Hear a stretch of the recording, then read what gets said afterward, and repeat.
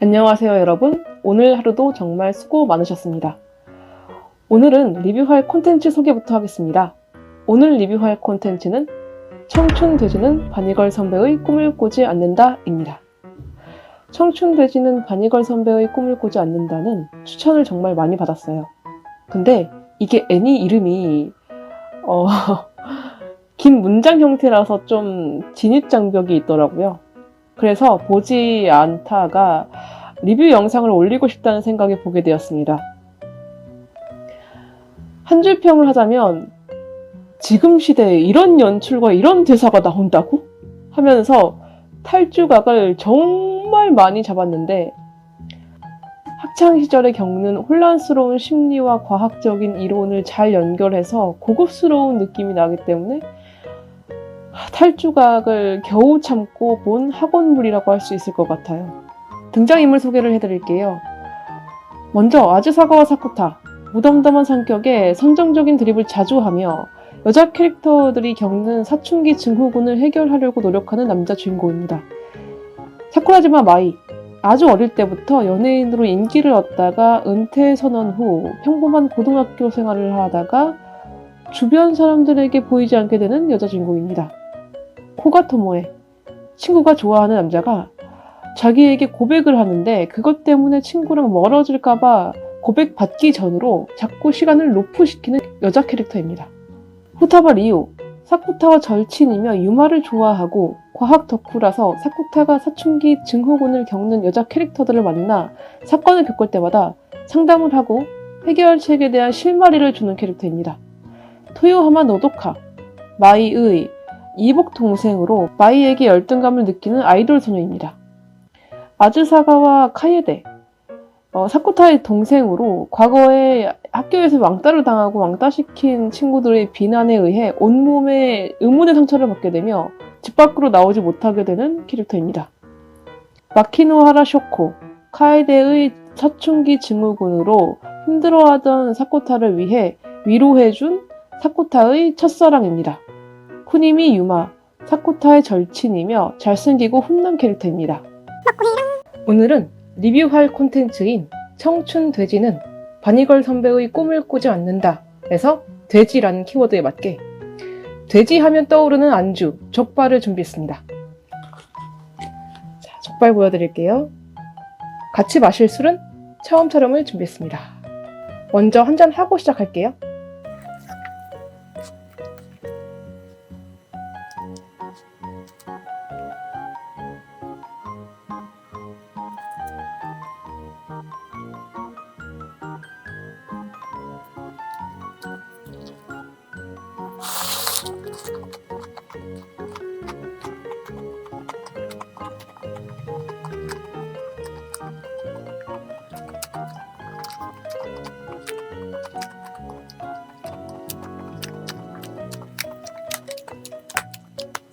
진짜 맛있습니다. 네, 여기에 소주를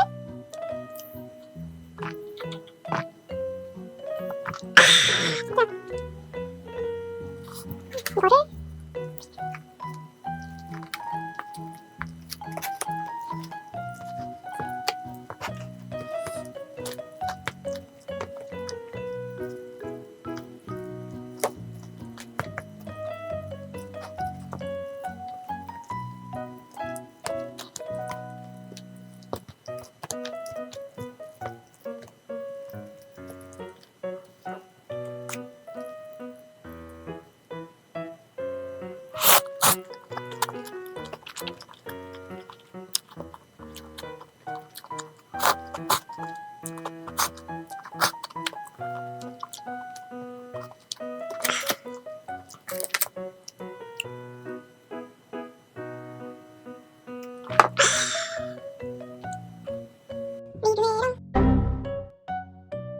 줄거리를 소개할게요. 이 애니는 여자 캐릭터가 어떤 사춘기 증후군을 겪는다. 사쿠타가 그 사춘기 증후군을 해결한다. 라는 약 5개의 에피소드가 차례로 나열된 옴니버스식 형태 같아요. 그렇기 때문에 여자 캐릭터, 그리고 사춘기 증후군과 과학 이론, 상황 설명, 해결 이런 흐름으로 설명드리는 게 이해하시기 편할 것 같습니다. 자, 먼저 사춘기 증후군을 겪는 캐릭터는 사쿠라지마 마이입니다.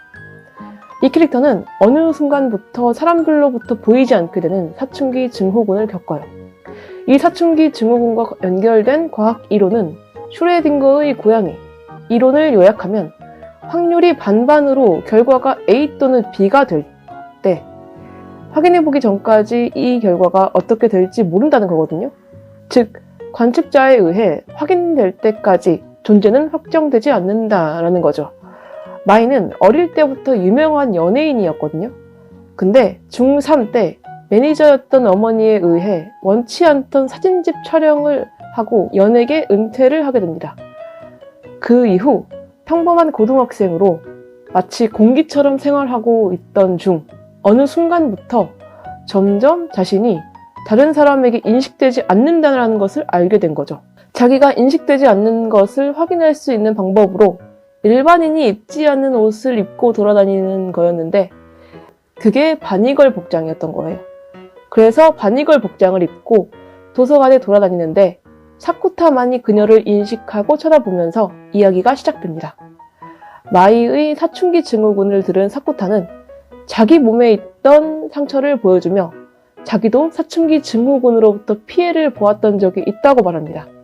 그러면서 마이의 사춘기 증후군을 해결하기 위해서 노력하죠. 하지만 시간이 갈수록 점점 사람들은 마이를 인식할 수 없게 됩니다. 심지어 마이의 어머니도 마이를 잊어버리면서 이제 사쿠타만 마이를 인식할 수 있는 상황까지 오는데 잠을 자게 될 경우 마이를 잊게 된다는 걸 안 사쿠타는 필사적으로 잠을 자지 않으려고 노력합니다. 그리고 마이를 잊었을 경우를 대비하여 노트에 사쿠라지마 마이와의 추억이 기억나진 않겠지만 이건 분명 사실이며 마이는 절대 잊어서는 안 되는 소중한 사람이라고 기록합니다. 사쿠타도 사람인지라 결국 잠에 들고 말아요. 그리고 마이를 잊습니다. 기록한 노트를 보고 뭐야? 하면서 대수롭지 않게 넘깁니다. 사쿠타가 마이를 잊은 그날은 국어 시험을 보는 날이었어요. 시험을 보고 있는데 보증, 보장이라는 단어를 본 순간 눈물이 나며 어떤 사람과의 추억이 떠오릅니다. 마이와 시험 준비를 했던 순간들이 기억이 난 거죠. 그러면서 마이를 기억해내고 마이라는 사람이 전교생의 머릿속에 확실히 기억되도록 운동장에서 나 아즈사가와 사쿠타는 사쿠라지마 마이를 좋아한다 라고 외치며 고백합니다. 그렇게 부끄러운 고백 때문에 전교생은 다시 마이를 기억하게 되었고 사쿠타도 다시 마이를 볼 수 있게 되며 마이의 사춘기 증후군은 해결됩니다.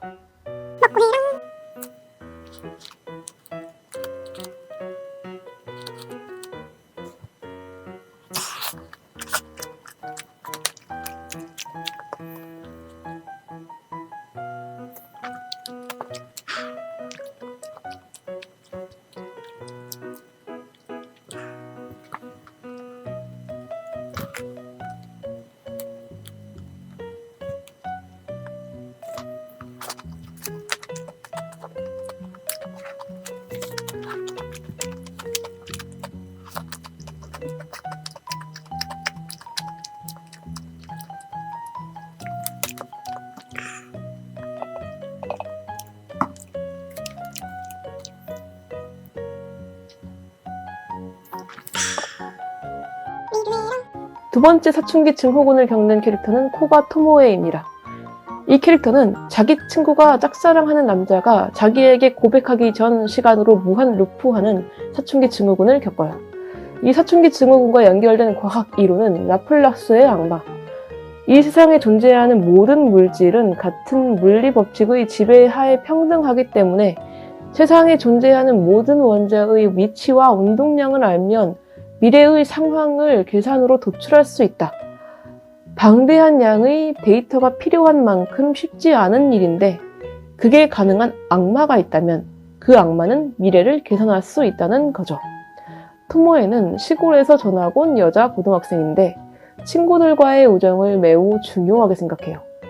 친구들로부터 미움받는 것을 엄청 무서워하거든요. 그런데 6월 27일 레나라는 자기의 친구가 짝사랑하는 마에사와 선배가 자기에게 고백하게 됩니다.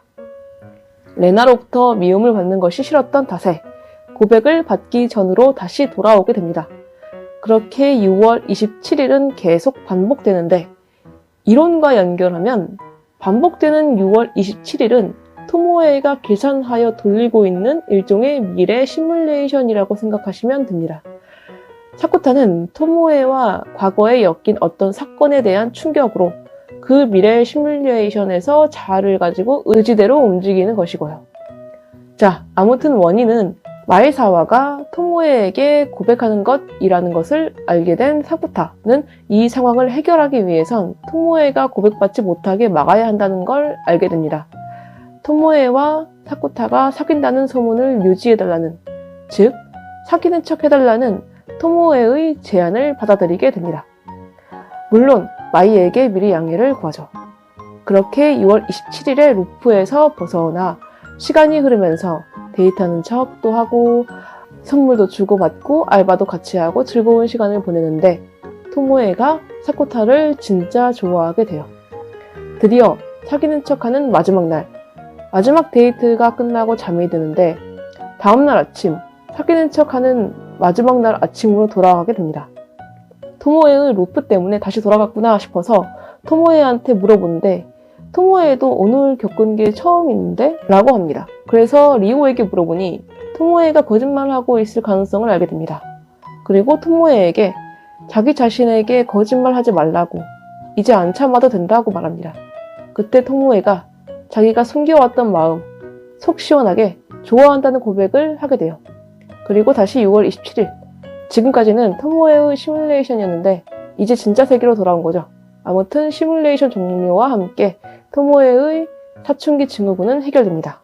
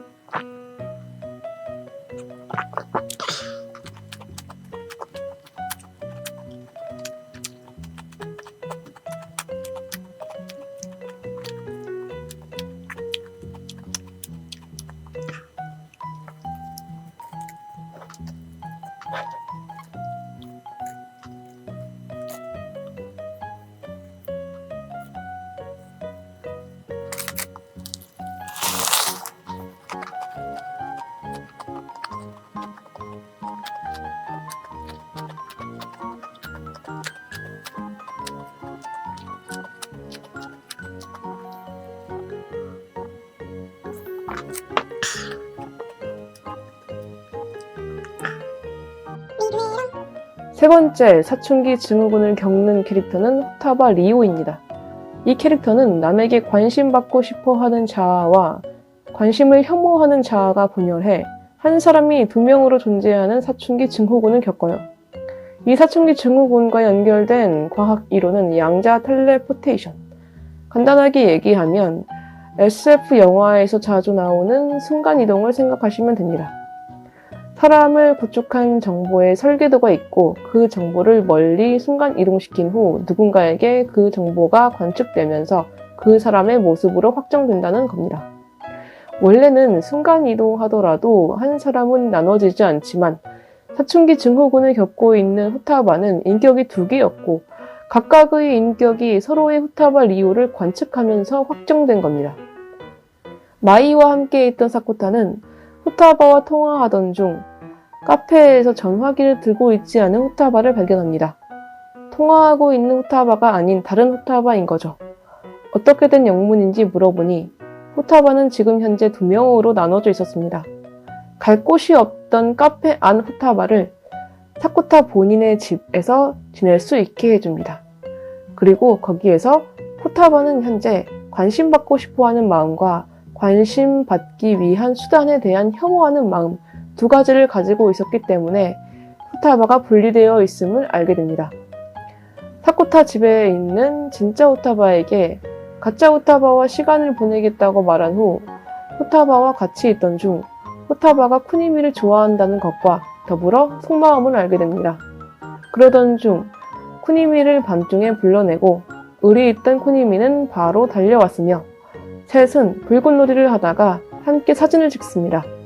이 사진을 진짜 호타바가 보게 되는데 진짜 호타바는 차라리 내가 사라지는 게 맞겠어. 가짜 호타바가 나보다 잘 살아가고 있잖아. 라고 말합니다. 그러나 사쿠타는 뭔 말도 안 되는 소리냐며 도리어 불꽃놀이 가자며 제안하고 자신은 싫어해도 괜찮아. 난 뭐 다 그렇겠지 하면서 살고 있어. 라고 합니다. 이 말에 위로를 받은 호타바는 어떤 사람에게 나도 불꽃놀이 가도 괜찮냐고 용기 내어 물어보며 다시 한 사람으로 돌아가게 됩니다. 그렇게 호타바의 사춘기 증후군은 해결되죠.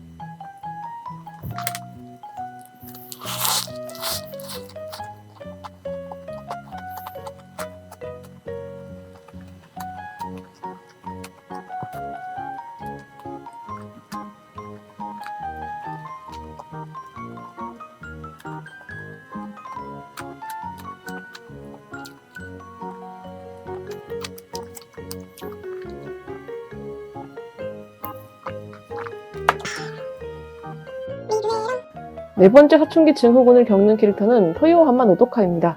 이 캐릭터는 자신의 이복 언니인 마이에 대한 열등감으로 마이와 몸이 바뀌는 사춘기 증후군을 겪어요. 이 사춘기 증후군은 잘난 언니에 대한 콤플렉스라는 심리적 상태로 하여금 발생됩니다. 즉, 해결 방법은 그런 콤플렉스를 없애는 거죠.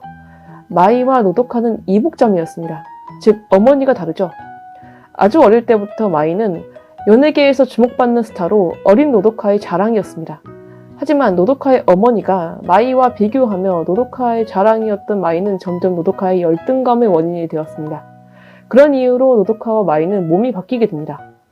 마이도 노도카도 연예인으로 각자의 스케줄이 있었기 때문에 몸이 바뀐 채 서로의 스케줄을 소화해야 했습니다.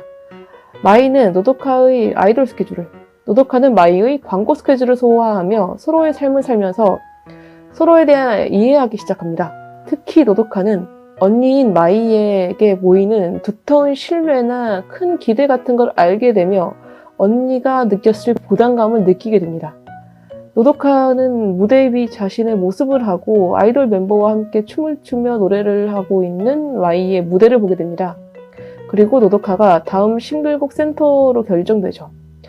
센터로 결정된 후 노도카의 어머니는 노도카, 사실 마이의 손을 잡고 눈물을 흘리며 웃고 있는 모습을 진짜 노도카가 보게 됩니다.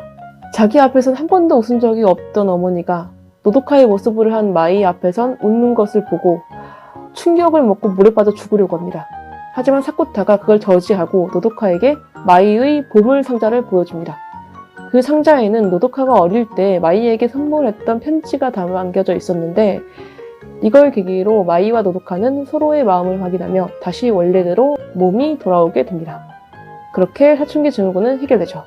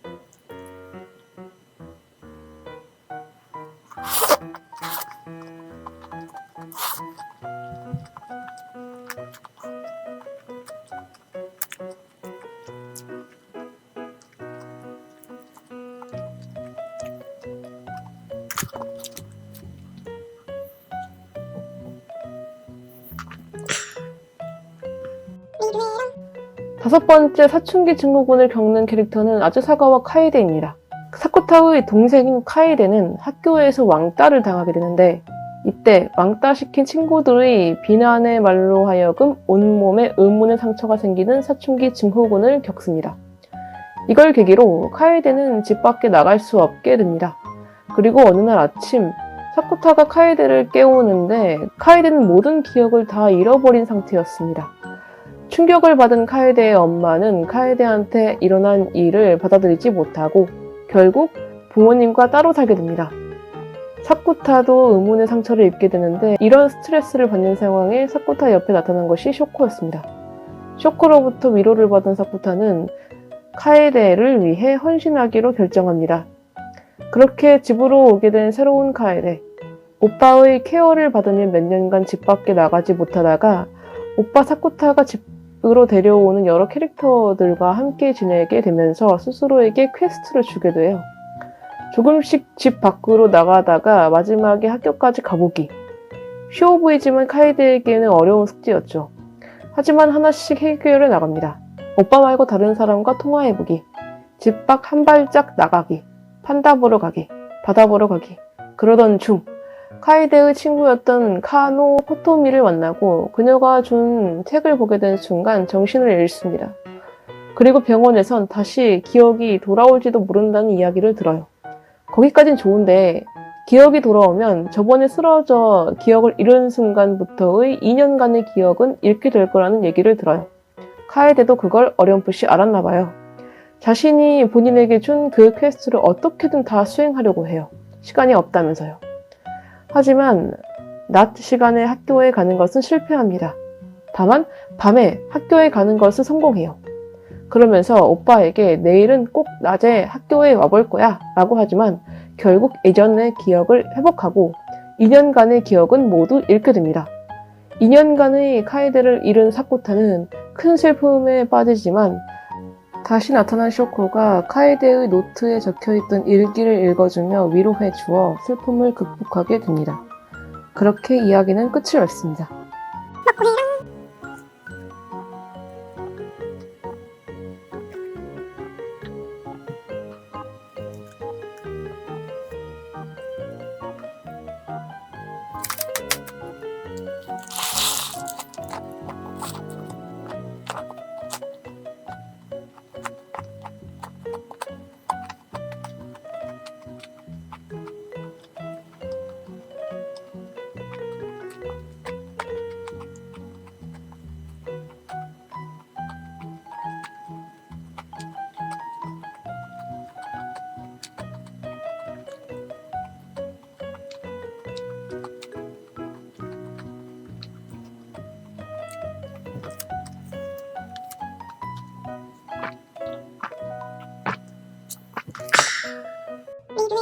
정말 전반적으로 잘 만든 애니인 건 맞습니다. 학창시절에 겪는 불안정한 정신 상태와 심리 상태를 과학이나 심리적 이론으로 잘 연결해서 표현한 점이 이 애니메이션을 칭찬하게 만드는 가장 큰 포인트인 것 같아요. 근데 쉽게 추천하기는 어려울 것 같습니다.